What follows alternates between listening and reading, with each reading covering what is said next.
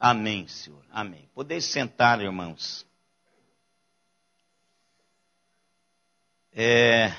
Eu tenho sempre, irmãos, falado aqui sobre os salmos penitenciais. Claro que hoje está fácil, porque os irmãos têm muitas Bíblias de estudo. E hoje é fácil achar, não é? Tem aí o Dr. Google também, que é excelente, você pode digitar lá e aparece os salmos penitenciais. Mas hoje eu queria falar um pouquinho sobre eles, no geral. Quem sabe quais são os salmos penitenciais? Quantos são? Quantos são?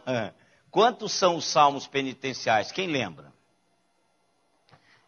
Para mim, eu acho que a Igreja Católica tem um a mais. Parece que são 8. Eles incluem um que nós não incluímos. Mas não tem nenhum problema. Este que eles incluem tem também uma ação penitencial. Só que é uma ação de advertência. Não é? Mas são 7 salmos. Quais são eles? O 51, ele é fácil, né? A gente tem falado muito sobre ele aqui. Qual o outro? O 25. 32. Então, 51, 32. O 25 é colocado não como penitencial. Mas ele é colocado no mesmo pé que é colocado o 37.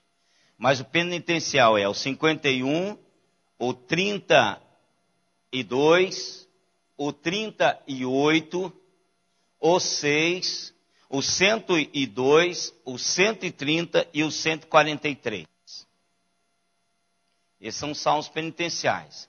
E que são ditos assim que são salmos que traduzem o diário de Davi com relação ao pecado. É quando ele puxa a realidade para ele.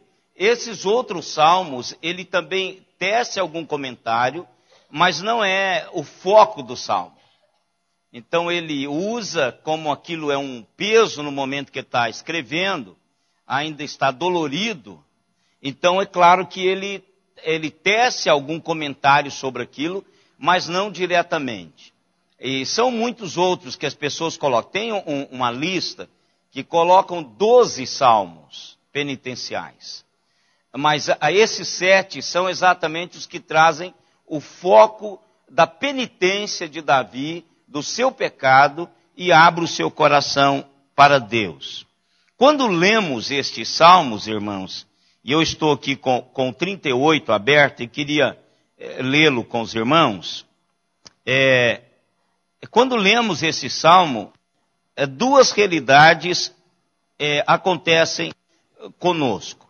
A primeira delas é o pavor que o salmo imprime com relação ao pecado. Então, as consequências do pecado.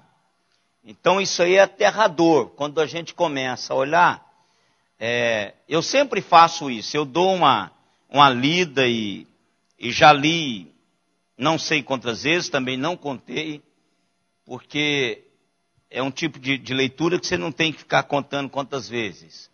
Mas todas as vezes que você se sente assim, inclinado a racionalizar o pecado, leia esses salmos. Leia esse salmo. Faça um estudo dos salmos penitenciais. Porque esse salmo, ele traduz o peso do pecado. Que às vezes a gente não cogita, não é? Inconsequentemente, a gente fala, não, Deus é misericordioso e tal, aquela coisa toda. E nós racionalizamos. Mas só que há uma dor, há alguma coisa que está embutido no pecado, que não tem como não sentir as consequências, se nós não pensarmos na realidade que elas vão acontecer de fato no nosso pecado. A segunda realidade é que há um padrão que emerge desse texto. Se você pega os salmos penitenciais, você dá uma lida a um padrão, a um caminho a ser criado quando estamos em pecado. Então, eu queria hoje pensar um pouquinho com os irmãos, antes da gente tomarmos a ceia, até porque é um momento bom da gente pensar sobre isso. Mas eu quero ler com os irmãos, mesmo assentados, alternadamente, o Salmo 38, que aí está fácil de descobrir que ele é o Salmo penitencial, um dos Salmos, porque é arrependimento do pecador, né? Não me repreendas, Senhor, na tua ira, nem me castigues no teu furor.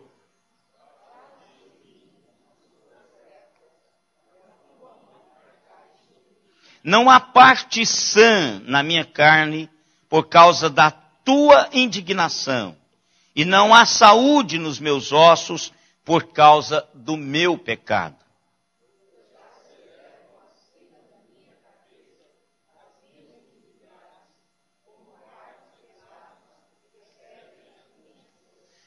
Tornam-se infectas e purulentas as minhas chagas, por causa da minha loucura.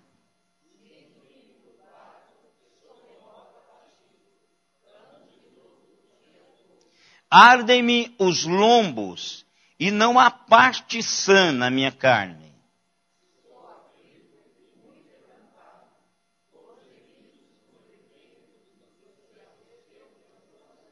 Na tua presença, Senhor, estão os meus desejos todos, e a minha iniquidade não te é oculta.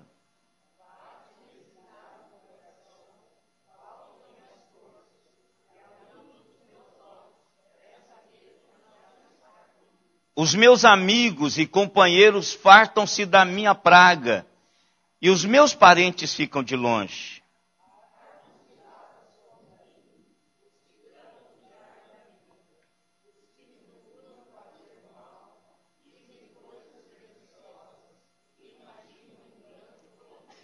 Mas eu, como surdo, não ouço, e qual mudo não abro a boca.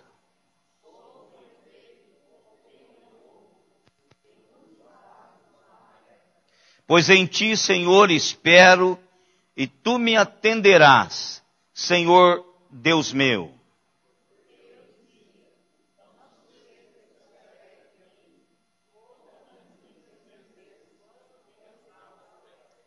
Pois estou prestes a tropeçar, a minha dor está sempre perante mim.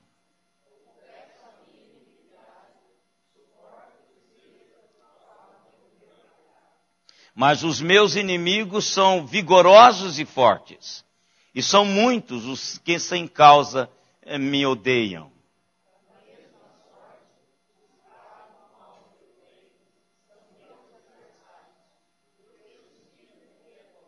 Não me desampares, Senhor, Deus meu, não te ausentes de mim.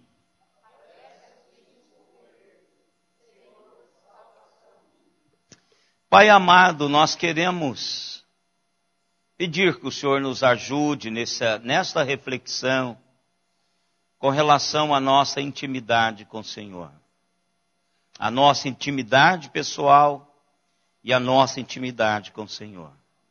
É aí, ó Deus, que temos o pecado, e aí, ó Deus, que temos o perdão. Por isso, ó Deus, nessa manhã, nós queremos, ó Deus, abrir os nossos corações para o Senhor. Da mesma maneira como o Senhor nos conhece. Queremos, ó Deus, pensar um pouquinho sobre estas realidades. E assim, ó Pai, ao participarmos da ceia do Senhor, possamos fazê-lo, Deus, de uma maneira consciente de quem somos e também do Deus que Tu és. Por isso, ó Pai, em nome de Jesus, venha de uma maneira especial trabalhar as nossas vidas através da Tua palavra nessa manhã, em nome de Jesus. Amém, Senhor. Amém. Irmãos, Quando nós olhamos para Davi e como pecador, é aí que a gente vê como que é que Davi, de fato, tinha o coração de Deus. E como nós estamos falando sobre Davi, eu queria abordar isso hoje de manhã, antes de tomarmos o coração de Deus é um coração de santidade. O caráter de Deus é um caráter santo. Davi está em pecado, e também ele carece, ele sente falta dessa santidade de Deus. É aí que, enquanto Davi é pecador, ele se aproxima do coração de Deus. Davi peca, mas ao mesmo tempo Davi não se contenta nessa situação. Davi busca o coração de santidade de Deus. Então, enquanto Davi está no seu auge como pecador, porque nós estamos sempre no auge de pecador, mas Davi aqui, ele está no buraco, como nós estamos vendo a situação dele, tudo está acontecendo à sua volta, como causas dessa realidade de pecados que ele tem tido. Aliás, como efeitos dessa causa que é o seu pecado que ele tem feito diante do Senhor. Então, ele abre o seu coração. E nesse momento é que a gente vê o quanto que Davi parece, de fato, o seu coração com o coração de Deus. Não é que Davi é impecável, como Deus o é. Mas é porque Davi, no momento do seu pecado, ele anela pela santidade de Deus. E é por isso que ele busca veementemente o perdão de Deus. Que seu caminho se abra em direção ao Senhor. E outra coisa que eu observo aqui em Davi é que a sua iniquidade gera nele uma repugnância tamanha que salta aos nossos olhos ao lermos os salmos penitenciais. Então é algo assim, ele está mal, porque ele pecou. Então pode enumerar, eu tenho dito isso para vocês, as perdas dele, as doenças psicossomáticas. Ou seja, poderíamos dizer que não é só do psique, é da alma. Então ele busca, ele começa a sentir dores. Ele está com a cólica renal nesse texto, ele diz que está com uma reação renal tremenda por causa do seu pecado. Ele não tem nenhum cálculo renal. O problema dele é o seu pecado que pesa a realidade de Deus. Eu não sei vocês, mas eu, particularmente, eu nunca senti nenhum dos meus pecados com tamanha realidade como Davi sentiu. Eu acho às vezes que a gente precisava fazer isso. Às vezes a gente peca e peca como se nada tivesse acontecido. A gente continua cantando, continua lendo a Bíblia, continua orando, continua tomando hóstia, verdade, papando hóstia. Nós não temos a dimensão. Por quê? Porque esta realidade é uma realidade de duas vias. Primeiro, eu sei quem eu sou na confissão. E sei quem Deus é. A minha consciência, a minha concepção de Deus é que vai dar a mim o quanto que eu sou pecador e miserável. E exatamente esse conceito é que Davi tem de Deus. Davi tem um conceito altíssimo da santidade de Deus. Por isso que esse pecado pesa sobre a sua vida de uma maneira fantástica, que a gente olha e pensamos o quanto que ele carregou esse peso do seu pecado. E às vezes eu e vocês levamos numa boa o pecado. Talvez a gente pense assim, será que a cultura dele... Não, a cultura dele, adultério era tranquilo. Muito embora era penalidade de morte. O adultério, no contexto que Davi cometeu o adultério, é morte. É morte. É o contexto veterotestamentário que a gente está estudando na quarta-feira, não é? Sobre o 7º mandamento. Nós estamos falando sobre isso, estamos na quarta-feira falando sobre como prevenir isso. Já trabalhamos 2 realidades e a gente precisa de se prevenir para isso. Então o que acontece? Davi assume diante de Deus esta realidade. Primeira coisa que a confissão envolve, e que muitas vezes nós esquecemos disso, é que confissão é repetir a mesma coisa. Que mesma coisa? A mesma coisa que Deus está dizendo. Porque não adianta eu chegar diante de Deus numa pseudo-religiosidade e não abrir o meu coração, porque Ele sabe que eu não sou assim. Maqueamos. Por isso que, pode olhar, dificilmente eu peço a alguém para orar na hora de confissão. Algumas pessoas, com raridade, eu peço para orar. Porque confissão sou eu e Deus, você e Deus. Nós precisamos falar a mesma coisa. Então, quando Davi abre o seu coração para Deus, ele enfatiza de que ele está num caminho de morte. Ele está num caminho de morte, e o pecado gera isso, morte. Então ele abre o seu coração, deixa a realidade cair diante de Deus, ele diz tudo sobre si mesmo, a sua debilidade, a debilidade física, a debilidade mental, a debilidade espiritual. O quanto que os inimigos que estão à sua volta levantando por causa do seu pecado, Deus está obstruindo. Até o fluxo de amizade. As suas batalhas, que seriam batalhas vencíveis, facilmente, pelas suas habilidades, pelos aparelhamentos que ele tinha na mão, ele estava perdendo. Se há uma coisa que eu vejo em Davi, irmãos, é que Davi nunca olhou para os seus inimigos maiores do que ele. Nunca. Desde criança, esse menino trabalhou isso na sua cabeça. Eu e Deus somos a maioria. Não tem ninguém maior do que nós juntos. Eu e Deus. Isso pode vir o urso, o leão, Golias, seja lá quem for. O Jerusalém, a Jebu cercado, não importa. Eu tenho uma maneira, eu e Deus temos uma maneira de destruir o negócio.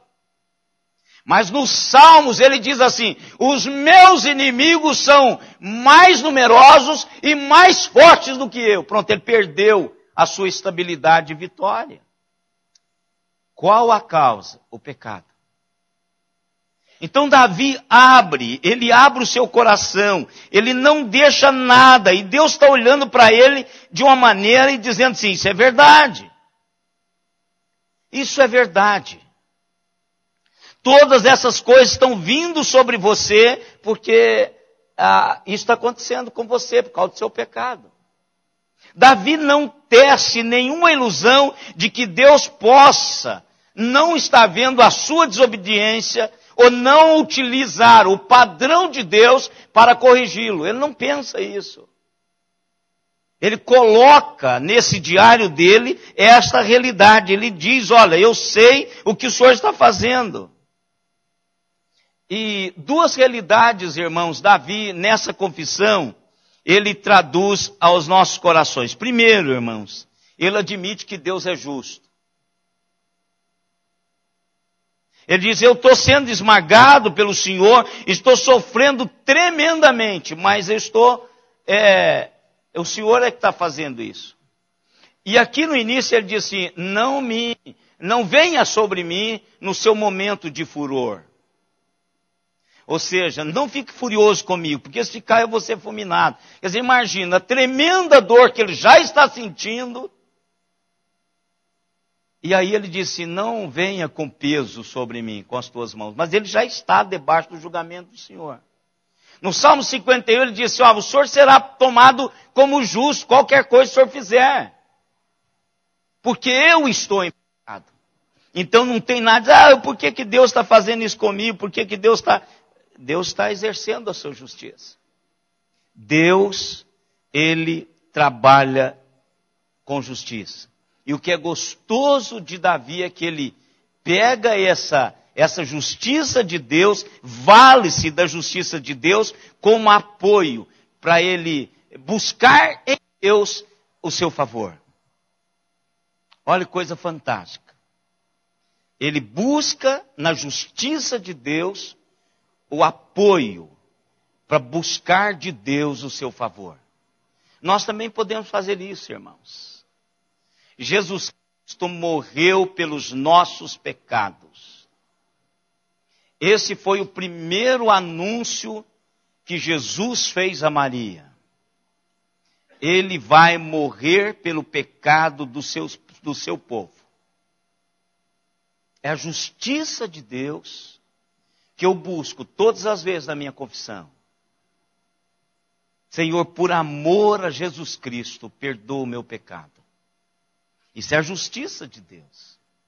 A justiça de Deus exercida ao meu favor, não para matar-me, não para condenar-me, mas para absorver-me, para salvar-me. Então eu busco a justiça de Deus da mesma maneira que Davi fez. Olha, eu entendo a sua justiça, eu sei que o Senhor está agindo com coerência, agora é nessa justiça que eu busco o seu favor. Segunda realidade que eu vejo aqui, que parece um paradoxo, é que Davi confessa a amorosa bondade de Deus. Olha que coisa. Vocês acham que quando a gente está disciplinando os nossos filhos, e você fala, é porque eu te amo, por isso que eu estou fazendo isso, você acha que ele vai entender esse negócio? Não vai. Eu entendo isso hoje, que toda a disciplina da minha mãe foi para o meu próprio bem, foi por amor. Mas na época eu ficava muito bravo. Agora, Davi, no ato de estar sofrendo a justiça de Deus, o esmagamento por Deus, ele está elogiando o seu amor. E é nisso aí que ele pega, porque ele traz através dos salmos, é exatamente isso que Deus está fazendo. Davi sabe que Deus o ama. Por isso que Deus não desiste dele. E nem ele de Deus. Ele vai ao encontro de Deus e busca essa realidade como um raio de esperança em todo o seu momento de dor e caminho para a morte. Veja o que o Salmo 133 diz, irmãos. Olha lá o que diz esse Salmo 130, que é o penitencial.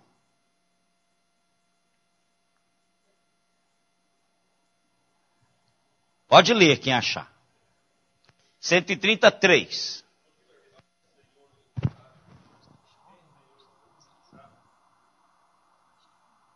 Depois tem. Sim, meu irmão.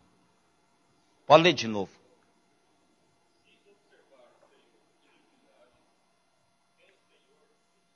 Então, se Deus não amar, quem vai permanecer?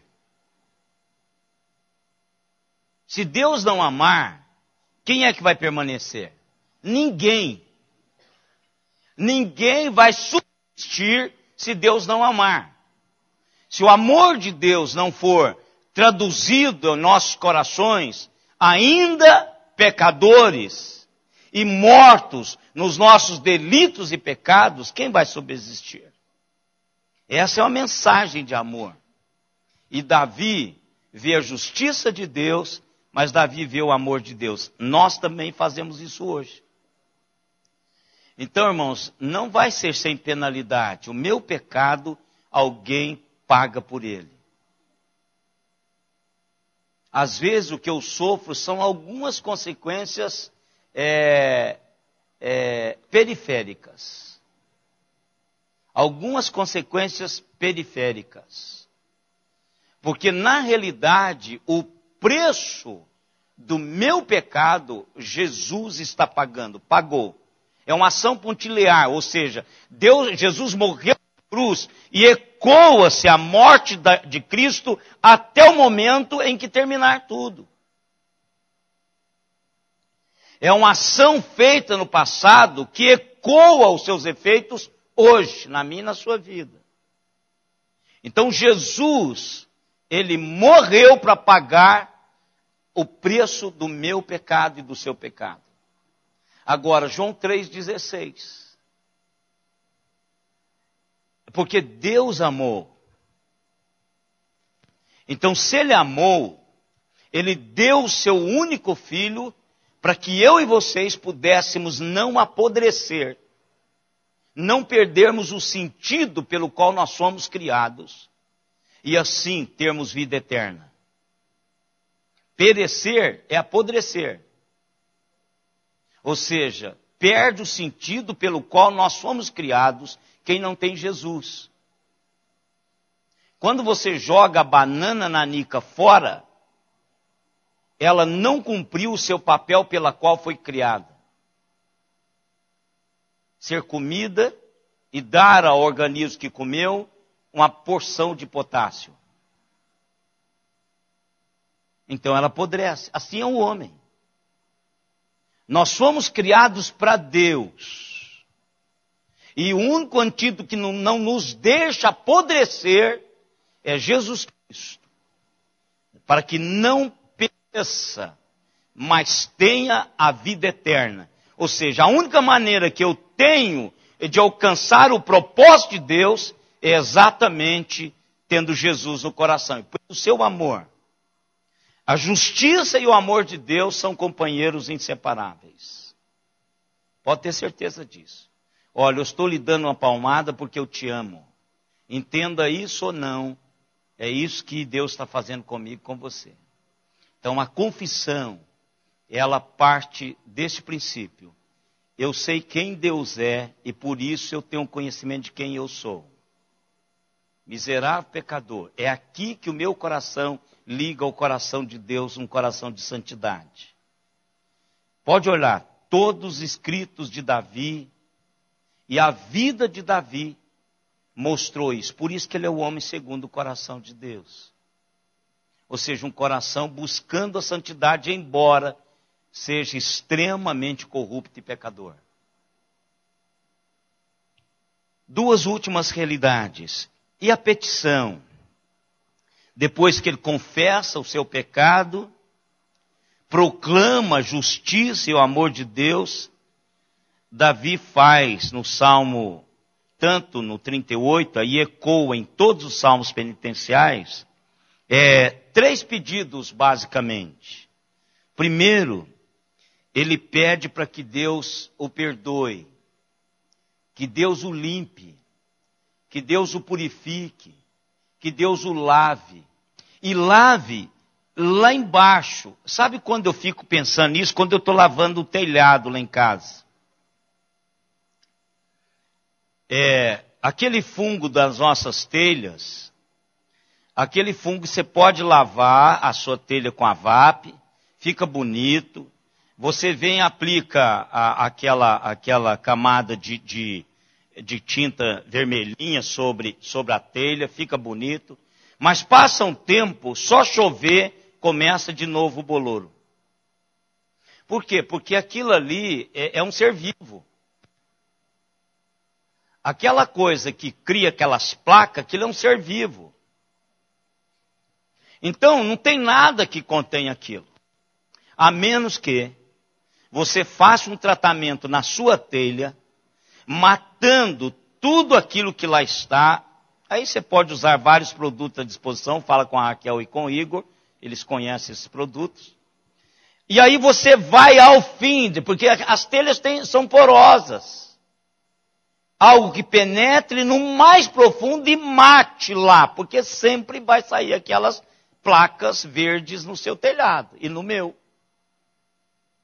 Quando Davi pede a Deus, a petição de Davi para lavar, ele diz assim: remova, extermine, tire completamente a minha iniquidade.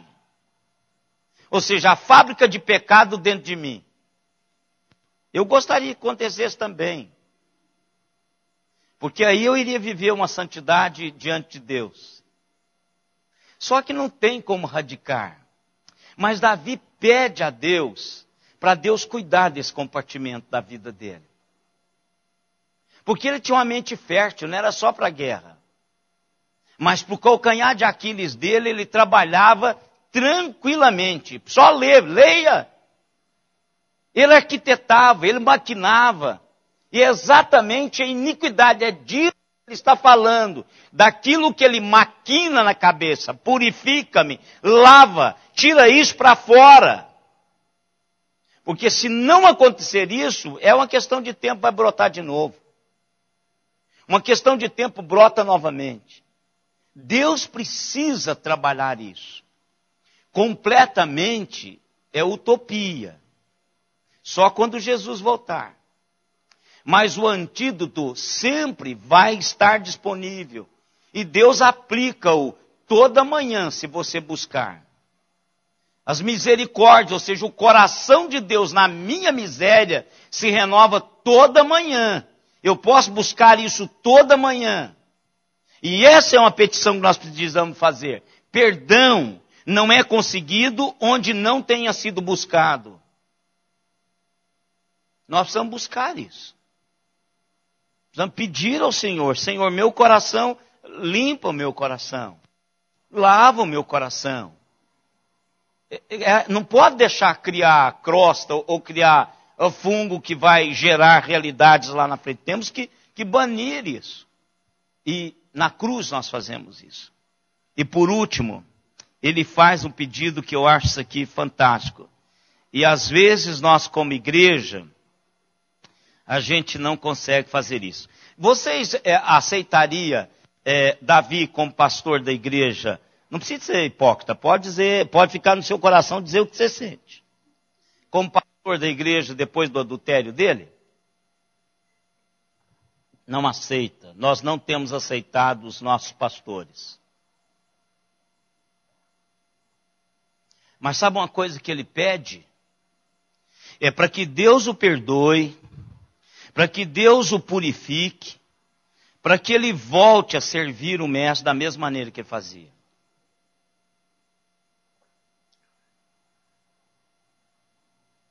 É um caminho que eu e vocês precisamos de andar, irmãos. Nós estamos engatinhando. A igreja não aprendeu isso. A igreja ainda não aprendeu isso. A igreja é uma instituição que em alguns aspectos de Deus ela ainda não aprendeu. A gente busca lá fora o desgraçado que desgraçou a sua vida, a sua família, os seus filhos, se arrebentou, a gente traz ele para a igreja, carregamos esse no dor. Agora o camarada que andou conosco a vida toda, deu um cochilo, uma bobeira, a gente põe ele para fora. Isso para mim é uma das maiores inconsequências que a igreja faz, que ainda não entendeu o projeto de Deus. E não precisa ir de longe não, irmãos. Nós temos na nossa própria história, essa igreja tem essa história. Nós não conseguimos lidar com pessoas perdoadas, irmãos, de pecados que está público. E eu acho interessante que muitos dos que estão ocultos, os pecados, estão aqui entre nós. E eu fico pensando assim, gente, que diferença. Só que um sentiu a vergonha do seu pecado, o outro não. O outro só o pastor sabe. Porque há muitos pecados que só eu sei, que vai morrer comigo. É uma questão de confissão, do confessionário. E são irmãos e irmãs que estão servindo a Deus e foram restaurados pelo Senhor. Talvez seja isso que o meu coração não consegue perceber. Entender. Perceber sim, mas entender não. Por que que um que é confesso abre o seu coração para Deus e a igreja diz, não, você pecou o pecado imperdoável. Não existe pecado imperdoável. O pecado imperdoável só tem a ver com o coração de Deus, porque nem eu e nem você sabemos aonde chega o limite do pecado imperdoável. Nenhum de nós sabemos. Só Deus sabe o limite disso. Nós podemos cogitar. Mas quando Davi ora, ele pede para que Deus o purifique para o serviço. Davi quer ser servo de Deus novamente. E quer uma outra chance para servir o Senhor. Ele espera pelo tempo quando puder ajudar as pessoas a converterem-se ao Senhor. Olha o Salmo 51, 13.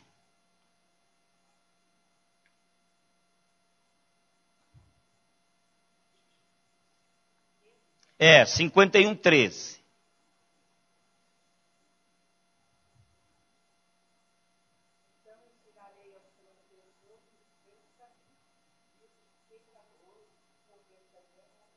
Olha aqui.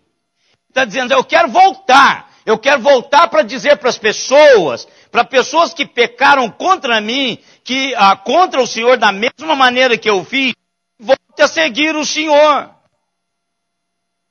Aí eu e você diz, não. Perdão de adultério não tem vez. Davi quer dizer para um camarada que adulterou, diz, meu irmão, tem caminho de volta. Adultério tem volta. Anda comigo um pouquinho aqui, anda um pouquinho aqui comigo, eu vou dizer para vocês que tem volta. Mas a igreja diz que não tem ministério para isso. O adúltero, ele tem que ser apedrejado. Davi diz, eu quero voltar, eu quero contar para as pessoas sobre a tua salvação, o teu perdão.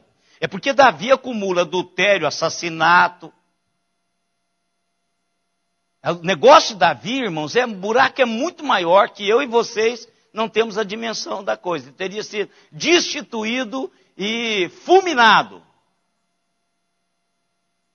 Quanto mais recebê-lo para cantar no coral. Ele não seria pastor, ele seria cantor no coral. Não, ele adulterou, deixa ele sentado, curtir. Não, ele está pedindo a Deus para voltar ao serviço.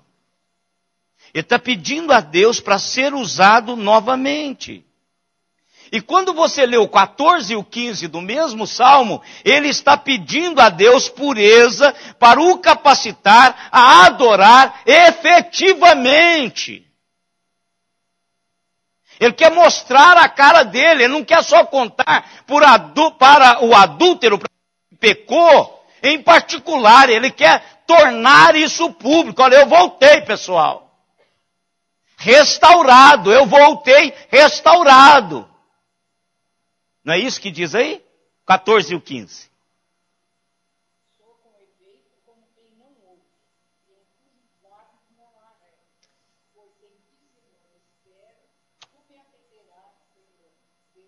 Então, eu vou ficar aqui caladinho, eu não tenho nem como replicar. O que eu vou ficar assim, eu vou esperar pelo Senhor e o Senhor vai fazer o que precisa ser feito. É isso, irmãos, que nós precisamos fazer. Davi respeita, Davi admira, Davi conhece Deus bem demais para esperar a restauração de Deus. E aí nós temos esses salmos fantásticos e muitos outros que ele escolheu depois. E depois da sua restauração, Davi continuou sendo um servo de Deus para o seu tempo, e tem sido para mim e para você hoje como esse momento de reflexão. Estes salmos, irmãos, penitenciais, mostram-me mais sobre meu pecado do que, às vezes, eu quero saber. Mas também, esses salmos me mostram mais, mas muito mais, do que Deus tem revelado de si mesmo em direção ao pecador, do que eu tenho capacidade para compreender. Deus, através desse salmo, aquece-nos o coração de misericórdia e de amor. Ele diz assim: um coração penitente não será rejeitado. Eu e vocês, eu tenho certeza disso, nós precisamos desse Deus. Mas nós precisamos ter a mesma postura que Davi teve. Nada de maquiar, irmãos, diante de Deus, a nossa vida interior. Dizer para Deus quem somos, Ele sabe quem eu sou. Vocês podem não saber. E alguns aspectos eu tenho vergonha de contar e não vou contar. Mas para Deus eu preciso de contar tudo. Eu preciso de dizer para Ele dos meus medos, das minhas dificuldades, dos meus desejos, das minhas culpas, dos meus pecados, das minhas iniquidades. Eu preciso de abrir o coração para o Senhor. E é nisso, irmãos, que nós precisamos de parecer com Davi. Não precisamos pecar. Paulo não diz assim: você não precisa de pecar muito para a graça superabundar na sua vida. Você precisa entender quem Deus é. E só pelo fato de você entender quem Deus é, você já sabe quem você é. Não precisa pecar muito. Você já nasceu em pecado. Nós já somos desgraçados pela fecundação. Alguém disse uma vez assim: se eu soubesse, eu não sei que contexto, mas ele disse: se eu soubesse, se pelo menos tivesse passado na minha mente que a vida seria o que ela é, eu teria dado a minha vez para o outro que estava voltando atrás para fecundar o óvulo. Então, eventos que eu e vocês temos na vida é que a gente acaba achando que a vida não vale a pena. Mas quando nós encontramos o amor de Deus, a gente abre os nossos corações e deixamos Deus entrar e restaurar. Porque em pecado concebeu a nossa mãe. Davi diz isso: a minha mãe, eu fui concebido em pecado. Não que a mãe era uma adúltera, mas é que desde a concepção nós carregamos esse pecado. E não tem como jogar fora isso, irmãos. Mas nós temos o antídoto. É só tomar todas as manhãs da misericórdia de Deus. E eu tenho a impressão que hoje a gente vai para a ceia do Senhor com maior discernimento de quem somos e de quem Deus é. E fica aqui, irmãos, essa reflexão para que a gente possa, na ceia do Senhor, que é um momento em que eu estou diante do memorial da manifestação, da grande manifestação do amor de Deus. Não fique em casa. Não fique em casa. Venha participar da ceia do Senhor. Não fique em casa. Venha na terça-feira, no terceiro domingo. Venha no primeiro domingo. Venha participar. A gente precisa entender isso. E se entendêssemos, não teria vaga na ceia do Senhor. Não é que é místico, mas é o momento em que a minha alma é impactada através do memorial daquilo que Deus fez por mim. Vamos fazer isso agora, irmãos. Convido os irmãos presbíteros, pastor Alexandre, para ministrarmos a ceia.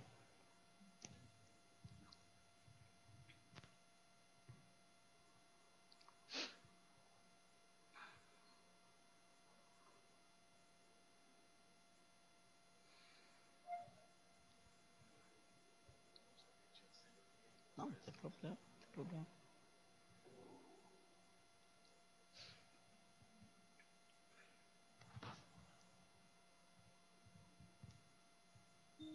Tá mais jovem, pega aquele microfone lá para você orar.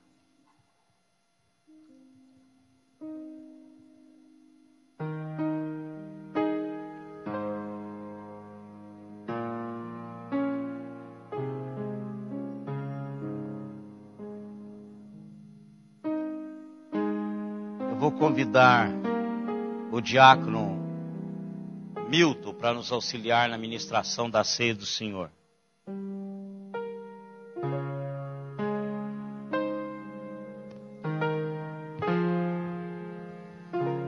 Vamos orar, irmãos, mais uma vez,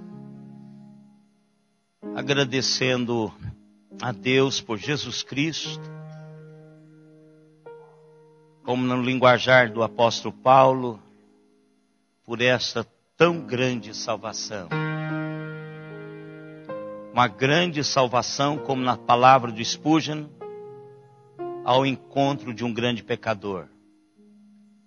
Então Deus, em sua misericórdia e na sua bondade, vem ao nosso encontro com a grande salvação. Vamos orar com o pastor Alexandre, agradecendo a Deus por isso.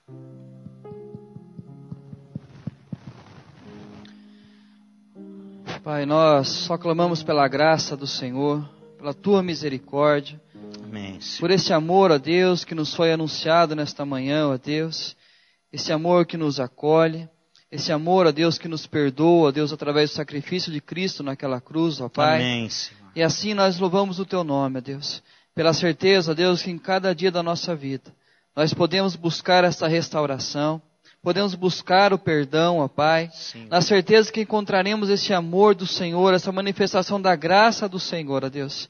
Obrigado por essa mensagem nesta manhã, Amém. que possamos, ó Deus, em todo o tempo, compreender, ó Deus, o peso do pecado nas nossas vidas, Sim. e assim, Deus, compreender esse amor do Senhor para que possamos confessá-los e deixá-los, ó Deus. E assim nós pedimos, ó Pai, que o Senhor nos abençoe também, através dessa ceia, ó Deus, essa ministração, ao participarmos da ceia do Senhor, ó Deus, na certeza que a nossa fé se fortalece, porque trazemos à memória aquilo que o Senhor fez naquela cruz por nós, mas Amém. também, ó Deus, visualizamos o futuro, na certeza desse encontro com o Senhor, aonde estaremos livres desse pecado por completo, ó Pai, e poderemos desfrutar da santidade plena diante do Senhor, ó Deus. Obrigado por esta manhã, em Amém, nome do Senhor Jesus. Amém, Amém, Senhor. Senhor. Amém. Todos em plena comunhão com o Senhor Jesus Cristo são convidados a participar da ceia do Senhor. Não é a ceia da igreja presbiteriana, mas é do corpo de Cristo. Então todos que estão em íntima comunhão com o Senhor podem participar da ceia do Senhor.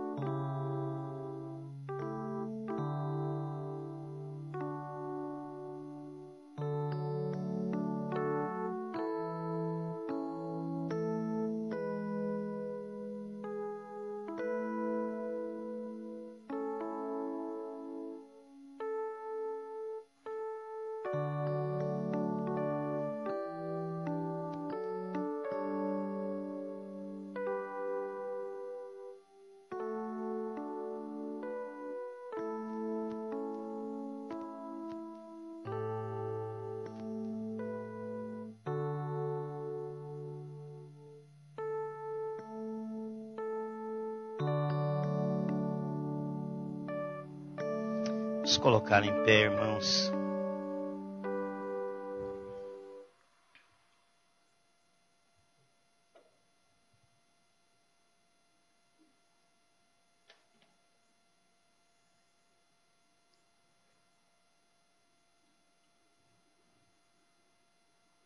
Na noite em que o Senhor Jesus Cristo foi traído, Ele tomou o pão e deu aos seus discípulos, dizendo: este é meu corpo que é dado por vós.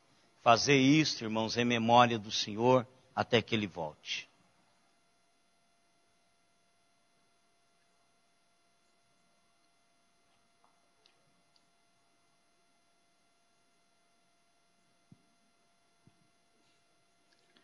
Por semelhante modo, após haver ceado, Jesus tomou do cálice, dizendo: isto é meu sangue derramado em favor de muitos, para a remissão de pecados. Bebei dele todos.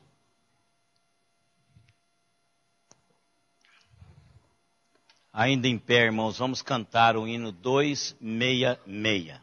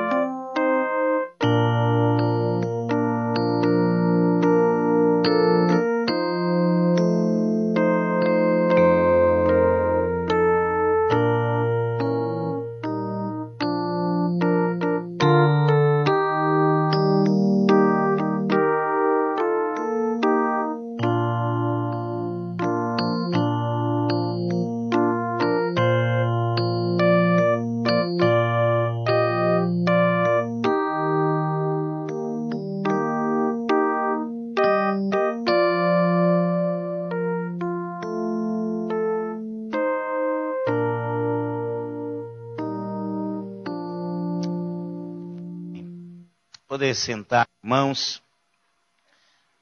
Alexandre está com a palavra. Ele vai... Não tem divisão de classes hoje, né?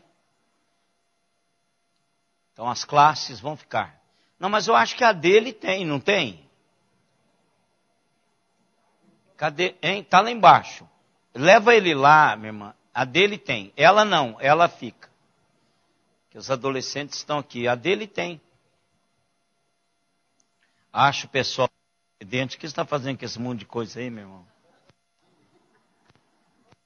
Vou pegar para você, assumo lá.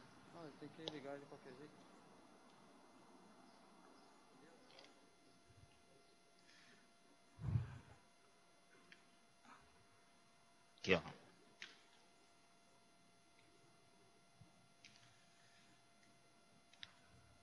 Dois pastores enforcados numa extensão. Já deu aqui, meu irmão.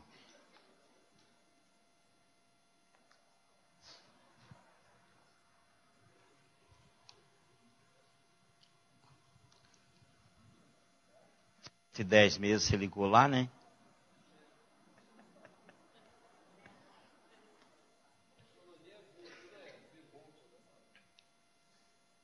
Irmãos, o que o Alexandre vai fazer, ele vai passar algumas realidades ministeriais da igreja e o propósito que nós estamos a partir de janeiro de 2015. Então nós estamos com planejamento, então para que toda a igreja tome conhecimento e ajude na caminhada para que isso seja efetivado. Com você.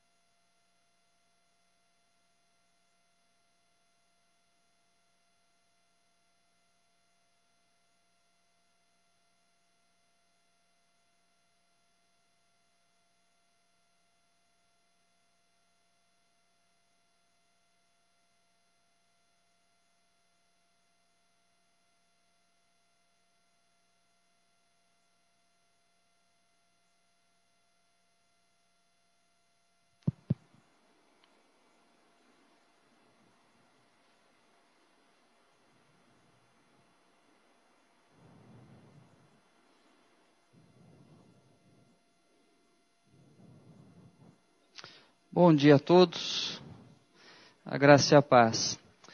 Queridos, a semana passada nós tivemos aqui uma grande homenagem aos pastores e às esposas dos pastores.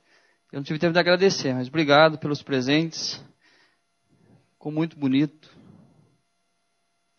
Mas um texto foi falado aqui na homenagem, foi colocado lá na frente, que é: dar-vos-ei pastores segundo o meu coração, que vos apacentem com conhecimento e com inteligência. E aí tem o texto de Efésios que diz assim: e ele mesmo concedeu uns para apóstolos, outros para profetas, outros para evangelistas e outros para pastores e mestres, com vistas ao aperfeiçoamento dos santos, para o desempenho do seu serviço, para a edificação do corpo de Cristo. Um texto do Antigo Testamento e também um texto do Novo Testamento.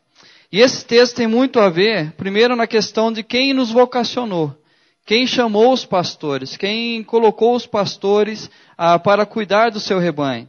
Então, segundo o meu coração, e ele mesmo concedeu uns para apóstolos, mestres. Então, ou seja, quem vocaciona é o próprio Deus. E tem também a questão da razão pela qual ele nos chamou. Primeiro, que vos apacentem. Então Deus vocacionou os seus pastores para apacentar a sua igreja, mas também para aperfeiçoar os santos. Então cabe a nós, pastores, essas duas realidades: apacentar o rebanho e aperfeiçoar cada um dos seus liderados. Mas ele diz, com conhecimento e inteligência. Então a razão pela qual Deus fala com Jeremias que levantaria pastores com conhecimento e com inteligência, nada mais é do que alguém que conhece o seu tempo, que sabe as realidades do seu rebanho, alguém que tem a percepção do que está acontecendo ao redor da vida de cada um daqueles que ele tem cuidado. Então cabe a nós pastores um conhecimento de quanto o mundo está mudando, o que está acontecendo ao nosso redor. Então o tempo vai passando, as coisas vão mudando, mas o pastor precisa estar atento para que ele possa cuidar do seu rebanho com conhecimento e como colocar em prática. Esse conhecimento é através da sua inteligência. E queridos, aí diz, o desempenho do seu serviço para edificação do corpo de Cristo. Então cabe a nós, pastores, darmos ferramentas para vocês, para que a igreja tenha condições de exercer também as suas vocações. Então nós somos pastores, que Deus nos colocou aqui, e temos o dever de dar ferramentas a toda a igreja, para que a própria igreja possa desenvolver os seus ministérios, as suas vocações. Eu vou passar um pouco rápido e pedir um pouquinho da paciência de vocês. Em Efésios, o Paulo diz o seguinte, para edificação do corpo de Cristo. A razão pela qual nós somos pastores e devemos dar ferramentas para que vocês desempenhem o serviço de vocês é para que a igreja seja edificada. Então, o dom que eu tenho, que o pastor Ezequiel tem, apenas utilizamos para que vocês desenvolvam os dons de vocês, para que toda a igreja seja edificada. E aí, o propósito disso, para que todos cheguemos à unidade da fé e do pleno conhecimento de Cristo Jesus. Então, tudo isso acontece para que nós cheguemos à unidade da fé. Ou seja, o verdadeiro conhecimento, o único conhecimento, a verdade do que a palavra nos revela e também um verdadeiro conhecimento de quem é Jesus Cristo. Tudo isso com o objetivo para que cheguemos à maturidade. Para que todos nós possamos chegar a essa maturidade, não sejamos mais como meninos sendo jogados de um lado para o outro, por todo o vento de doutrina, pela artimanha dos homens, pela forma que nos induzem ao erro. Então esta é a razão pela qual Deus nos vocaciona, nos capacita, para que possamos passar ferramentas para a igreja, e essa igreja poder desempenhar os seus ministérios, para que todos nós cresçamos e alcancemos a maturidade em Cristo Jesus. Quando nós falamos aqui da questão do conhecimento e inteligência, cabe a nós constatarmos algumas realidades ou algumas necessidades que a igreja tem enfrentado. Então, a partir de conversas, a partir de momentos informais, nós começamos a constatar algumas realidades que a igreja está necessitando. E dentre elas, eu coloquei algumas. Fortalecimento das famílias, fortalecimento dos casamentos, aproximação e comunhão da igreja, maior capacitação à liderança, maior investimento em nossas congregações e maior envolvimento da igreja em oração. Eu sei que se nós abríssemos aqui, nós teríamos outras necessidades da igreja, mas aqui de uma forma geral, aquilo que nós constatamos que a igreja precisa ser trabalhada ao longo de 2015. Quando a gente constata uma necessidade, se faz necessário tomar uma atitude para que ela possa mudar.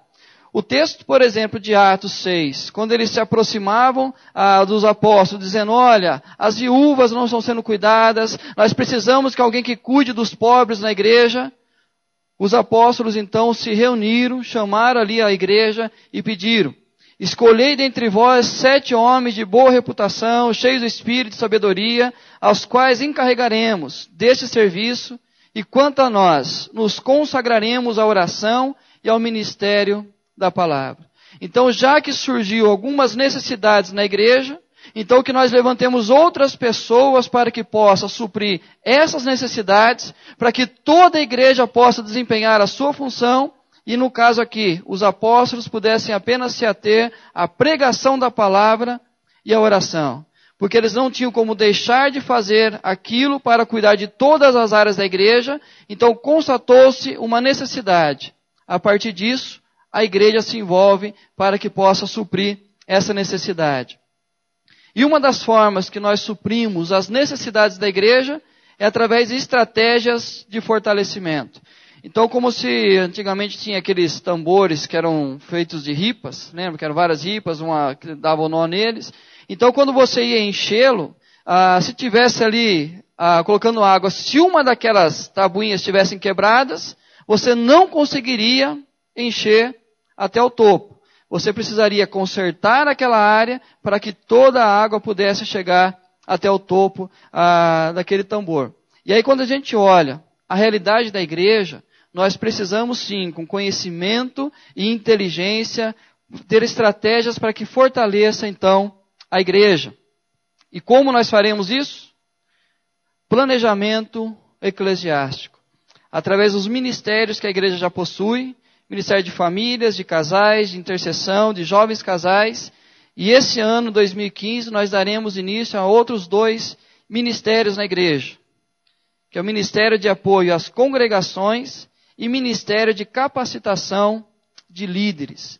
Então nós vemos carências na área familiar, no casamento, na oração e na questão dos jovens casais, mas também nós vemos uma grande carência de apoio às nossas congregações e uma maior capacitação daqueles que estão liderando ministérios na igreja ou aqueles que desejam liderar alguns ministérios na nossa igreja.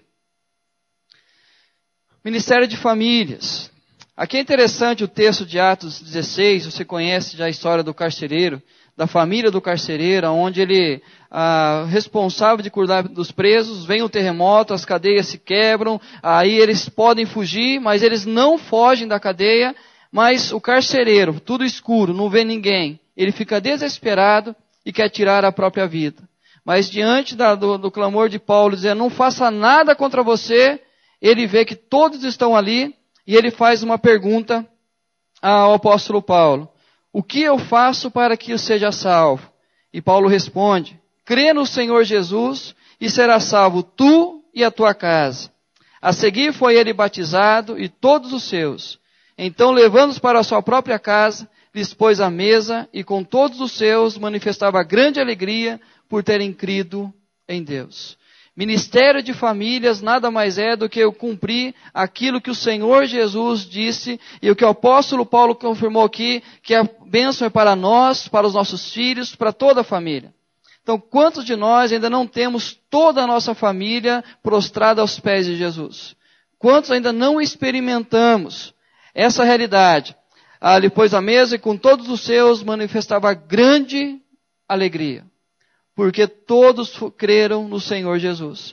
E muitas vezes nós enfrentamos uma outra realidade, pessoas que já foram a frequentar a igreja, são pessoas que têm fé em Jesus, porém estão fracas na fé, estão afastadas da igreja, e nós precisamos trabalhar com o Ministério de Famílias para alcançar. O foco desse ministério, todos os membros da nossa família. Então, quando nós falarmos de Ministério de Famílias, entenda uma coisa, toda a nossa família.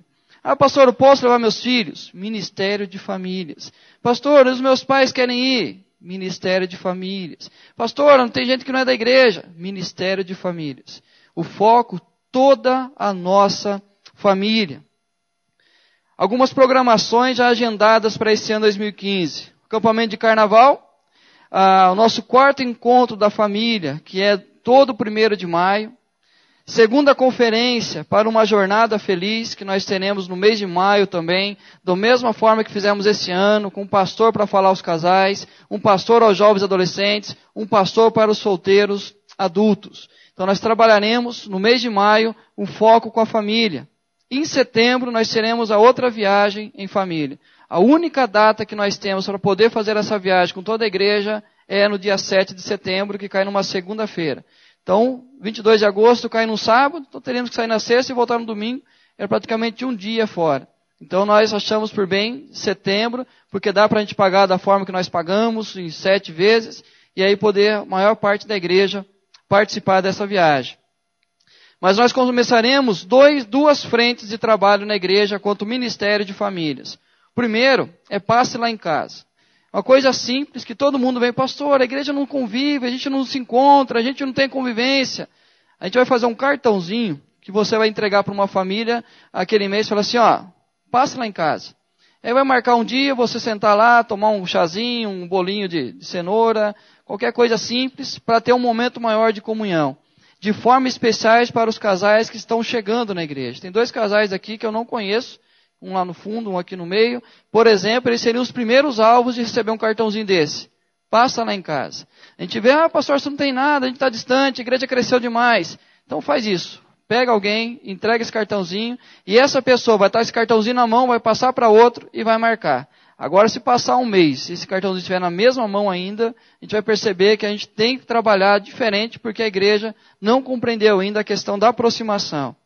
Culto doméstico. Vai ser um desafio que eu vou assumir esse ano, com algumas famílias da igreja que queiram começar um culto doméstico. Você fala, pastor, eu quero fazer, a gente tem vergonha de começar, a gente não sabe como fazer. Você vai conversar comigo, a gente vai lá na sua casa e faz o primeiro culto doméstico, e a partir dali você começa com a sua família. Então, alguém me disse essa semana que os espíritas fazem toda semana a leitura dos evangelhos em família. E nós, crentes, sequer oramos com a nossa família. Então, a gente precisa começar essa realidade. Você tem vergonha de começar sozinho? Me chama que eu vou lá, a gente começa, faz o primeiro trabalho, e depois você vai ter sabedoria para seguir. Então, esse é o ministério de famílias da igreja. Ministério de casais e jovens casais. As mulheres sejam submissas ao próprio marido, como ao Senhor. Maridos, amai a vossa mulher, como também Cristo amou a igreja e a si mesmo se entregou por ela.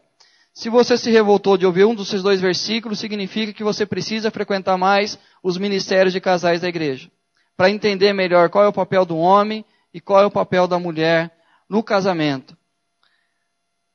Nós teremos o foco, obviamente, nos casais, programações específicas, encontro de casais ao longo do ano, encontro de casais nos lares, que nós temos todo mês um encontro nos lares.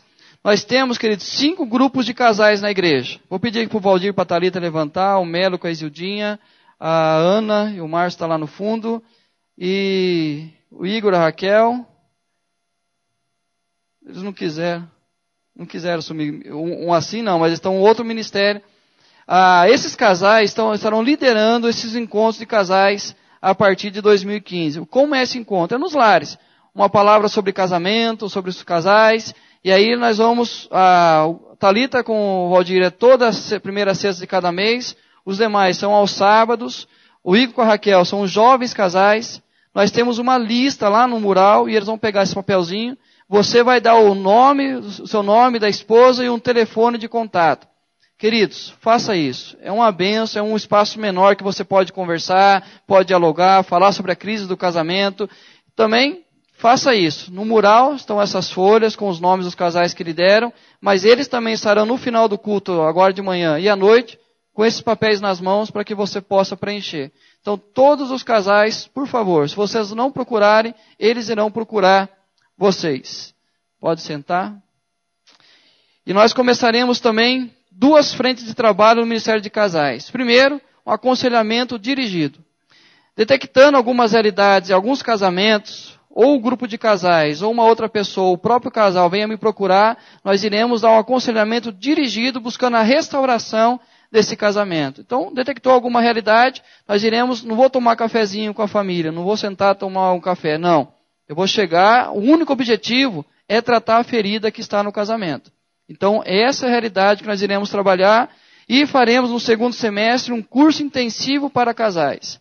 Um sábado, o dia todo, nós iremos trabalhar as realidades do casamento e nós iremos convidar os casais da igreja, mas principalmente casais que nós conhecemos, que ainda não vivem a realidade do Evangelho nos seus lares. Isso tudo aqui vai ser passado mais calmamente, a igreja vai receber uma agenda do ano da igreja, então fica tranquilo que a gente vai falar com mais calma. Ministério de intercessão da igreja. Uma vez soltos, procuraram os irmãos e lhes contaram quantas coisas lhe haviam dito os principais sacerdotes e os anciãos. Ouvindo isto, unânimes, levantaram a voz a Deus e disseram: Tu, soberano Senhor, que fizeste o céu, a terra, o mar e tudo o que neles há. Infelizmente, é uma prática nossa não termos uma unanimidade na igreja em oração. Realidade nossa, não só na nossa igreja, em geral, principalmente igreja presbiteriana, nós não conseguimos reunir mais do que 10 pessoas numa reunião de oração. Mas a nossa igreja ela tem uma diferença. Nós temos vários grupos de oração que se reúnem ao longo da semana. Tem grupos que se reúnem há mais de 15 anos na nossa igreja. Qual que é a intenção? Focar toda a igreja quanto ao ministério de oração. Nós temos algumas programações que já existem na igreja. O Despertar com Deus, toda terça-feira de manhã. Mães que oram, toda quinta-feira à tarde. Homens de oração, que nós tínhamos todo encontro na sexta-feira, nós começaremos de novo, só que às segundas-feiras. O encontro de oração, nós retornaremos o encontro de quinta-feira à noite, que nós tínhamos, agora nós retornaremos na quinta-feira às 7 horas. Temos também, por exemplo, as mulheres que oram, mulheres de oração, toda segunda-feira de cada mês. Então, esses pequenos grupos que existem espalhados aqui na igreja, que nós tentaremos focar neles. Algumas campanhas de oração ao longo de 2015. Primeira Semana Mundial de Oração, que é a primeira semana de janeiro. Então, da primeira segunda-feira até sexta-feira, nós faremos uma semana de oração aqui na igreja. As 7 palavras, que é na semana da Páscoa. Igreja, gratidão e desafios, que é o aniversário da igreja. E a elas pertence o reino, que também é em relação às crianças, que nós faremos essa campanha de oração. Então, um mês todo orando por assuntos específicos da igreja. O que é essas novas frentes? Primeiro, nós teremos uma equipe oficial de intercessão da igreja. Uma equipe oficial, que quando você me ligar, ou ligar para Eldo, ligar para o pastor Ezequiel, ligar para alguém da igreja, dizer, pastor, preciso que o senhor ore urgente em relação a isso. Nós iremos comunicar rapidamente essa equipe, para que essa equipe de forma imediata se coloque em oração diante de Deus. E a segunda frente, uma unidade de propósito. O grupo do Azen se reúne segunda tarde, o grupo do Barone se reúne na segunda noite, nós temos grupo de mulheres que se reúne na terça-feira, na quinta-feira. O que nós iremos fazer? Ao invés de cada um orar para um lado, nós iremos ter a unidade de propósito. Isso que chegar a nós passaremos aos líderes desse grupo, e se você faz parte, nós estaremos orando nesses grupos sobre um tema específico. Então, já que nós não conseguiremos trazê-los todos para a igreja, pelo menos uma unidade de propósito. Então, por exemplo, mês de junho, vamos orar pela igreja. Você vai lá no grupo do Barulho na segunda-feira, eles vão falar e vão orar sobre o ministério da igreja, sobre os departamentos da igreja, ou seja, toda a igreja será envolvida em oração. Então, nós não temos domínio sobre esses grupos, mas nós iremos apenas orientá-los sobre o que irão orar ao longo daquele mês. Então, só para que a gente possa ter a igreja unânime orando. Nós sabemos que temos aqui toda terça 5, 6 pessoas, mas se a gente conseguir alcançar isso, nós teremos numa semana pelo menos 100 pessoas orando pelo mesmo objetivo. Sem a necessidade que todos venham. O ideal é que todos viessem porque edifica a igreja. Mas já que eu sei que não virão, pelo menos nos seus grupos possam orar. Ministério de apoio às congregações. O apóstolo Paulo agradece à igreja de Filipos por o grande apoio que ele recebeu no começo do ministério, quando eles ajudaram com ofertas, mas também ao longo do seu ministério, mais uma vez, ele apoiava, a igreja de Filipos apoiava as igrejas menores. E nós temos aqui várias congregações, e nós olhamos a carência de cada uma delas. Não a questão financeira, mas a questão de mão de obra, a questão de comprometimento, a questão de uma visita. Infelizmente, eu sei que muita gente aqui não sabe onde ficam as nossas congregações. Não tem a mínima ideia onde é o Hortência, onde é o Ieda, onde é o Igaçaba, aonde é o Secap. Ou seja, nós agradecemos que nós estamos construindo, estamos investindo, estamos espalhando pelo bairro, mas nós mesmos não temos conhecimento da realidade delas. Visando isso, esse eu vou passar um pouco mais rápido, focando a igreja mãe e a igreja filha. O que vai ser? As nossas igrejas, congregações, e nós como igreja mãe estaremos trabalhando essas realidades. Em que áreas? Estreitamento da relação igreja mãe e congregações, ou seja, uma aproximação maior. Toda a programação que nós faremos este ano, as congregações estarão conosco. encontro de família, conferência de famílias, trabalho com crianças. As nossas congregações estarão presentes nos nossos encontros, porém, nós iremos desafiar a igreja também ir nas programações das nossas congregações. Por exemplo, o Ministério de Casais. Vai ter um encontro de casais em Américo. Naquele mês, aquele grupo X, caiu na data dele, de vez de se reunir na casa de alguém, eles irão se reunir na igreja de Américo. Pelo menos aí 8, 10 casais participar do encontro na igreja de Américo. Esse eu quero dar um pouquinho de mais ênfase, que é o Ministério de Capacitação de Líderes. O apóstolo Paulo diz a Timóteo: Tu, pois, filho meu, fortifica-te na graça que está em Cristo Jesus, e o que de minha parte ouviste, através de muitas testemunhas, isso mesmo transmite a homens fiéis e também idôneos para instruir a outros. Aquilo que eu falei no começo, o papel do pastor é dar ferramentas para a igreja para que ela possa passar à frente através dos seus ministérios. Então cabe a nós essa realidade. O apóstolo Paulo diz: Timóteo, assim como eu ensinei você, pega tudo isso e ensina a outros agora para que esses outros possam instruir a outros. E é por isso que depois de 2000 anos nós estamos aqui reunidos. Porque é dessa forma que a igreja trabalha ao longo dos séculos. Porque se Timóteo não passasse aqueles homens, não teria a igreja de Éfeso, não teria a igreja, por exemplo, que Tito organizava. Então, teria morrido no primeiro século a igreja. Mas nós corremos o risco de morrer daqui para frente a igreja. Porque se nós nos calarmos agora, não instruirmos outros homens e esse instruir a outros, a próxima geração não terá mais os seus líderes que ensinem e a igreja acabará se perdendo. Qual que é o foco da igreja nesse ministério? Toda a igreja e congregação. Não é um ministério para o pastor e para os presbíteros e diáconos. Toda a igreja. Aqueles que já estão envolvidos no ministério, mas aqueles que também queiram participar de ministérios com mais intensividade, precisam participar desse ministério de capacitação aos líderes. O que nós iremos oferecer ao longo do ano?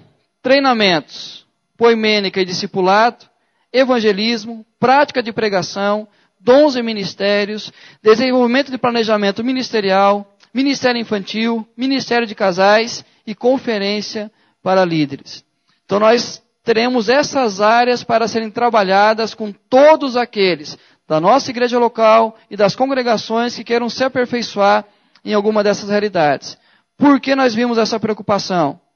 Muita gente aqui participa de ministérios da igreja. E eu li um livro que o autor dizia assim: para uma pessoa ensinar uma criança que 2 mais 2 é 4, ela leva pelo menos 4 anos de curso para que ela possa dar essa aula para uma criança aprender que 2 mais 2 é 4. Igreja não é assim.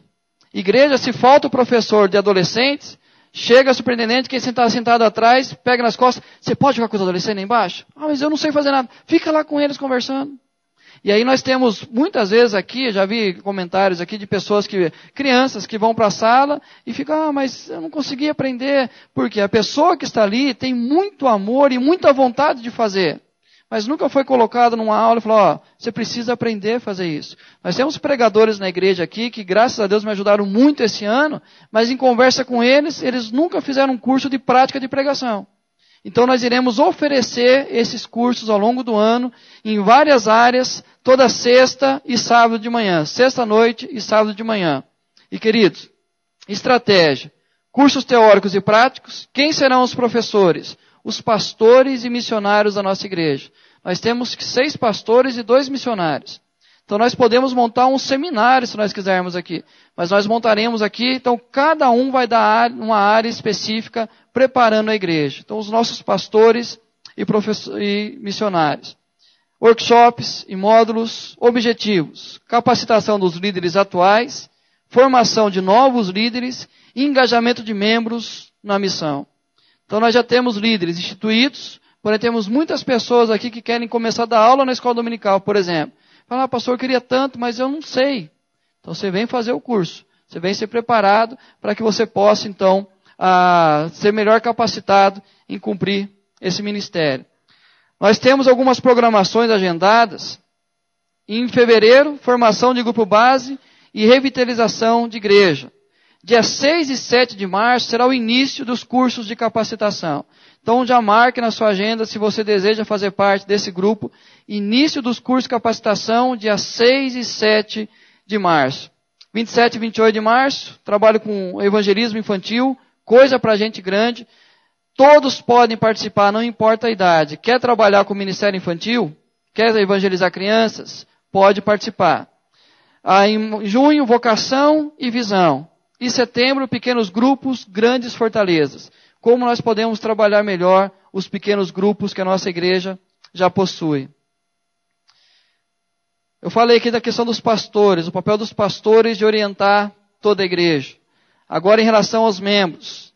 Mas, seguindo a verdade em amor, cresçamos em tudo naquele que é a cabeça, Cristo, de quem todo o corpo, bem ajustado e consolidado, pelo auxílio de toda a junta, segundo a justa cooperação de cada parte, efetua o seu próprio aumento para a edificação de si mesmo em amor.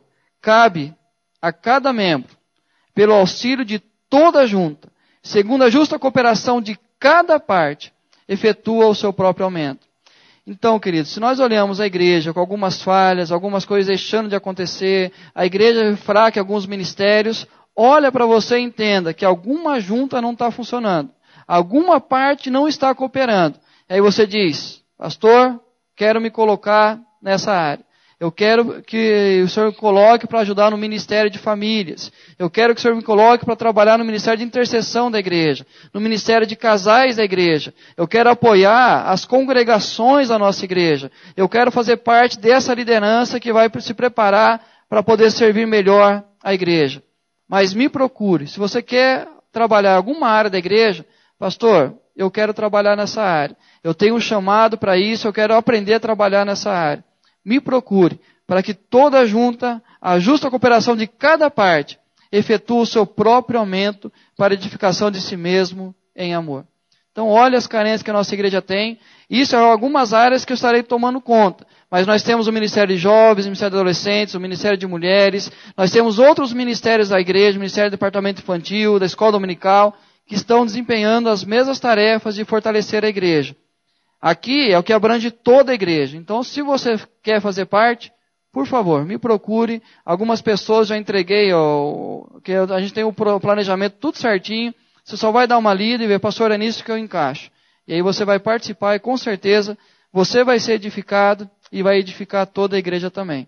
Então, que Deus nos abençoe e que a gente possa chegar em 2015 com crescimento saudável, com a edificação de todos nós, a nossa família no altar, e que a igreja aumente cada vez mais, através da comunhão, do amor, da aproximação, e esses ministérios sejam úteis para que a nossa vida pessoal, a nossa família, esteja na presença de Deus. Então, se alguém deseja trabalhar em alguma área, por favor, me procure, para que a gente possa já passar para vocês o planejamento, e nós iremos nos reunir para que possamos organizar melhor o ano de 2015. Certo, pastor? Vamos colocar em pé? Eu acho que está gravado isso. Então você pode colocar na marcha lenta lá no seu computador e assistir tranquilamente, mais devagar, aquilo que eu falei.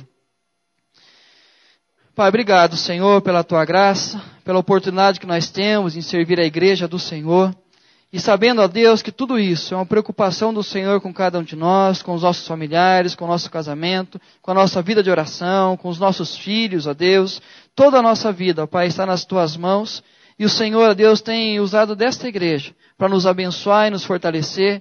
E que possamos nos engajar cada vez mais com amor a Deus, com conhecimento e com inteligência, para que possamos responder a todos aqueles que nos afrontam, aqueles que questionam a razão da nossa fé, que o Senhor nos conceda sabedoria, Deus, e que tudo isso que iremos fazer no próximo ano, seja para a Tua honra e glória e para a edificação da Tua igreja. Obrigado por esta manhã. Leva-nos, ó Deus, debaixo do cuidado do Senhor, prepara o nosso coração, para que hoje à noite, reunidos como igreja do Senhor, possamos mais uma vez, abençoados pela Tua palavra, temos a nossa vida transformada para a Tua honra e glória em nome do Senhor Jesus.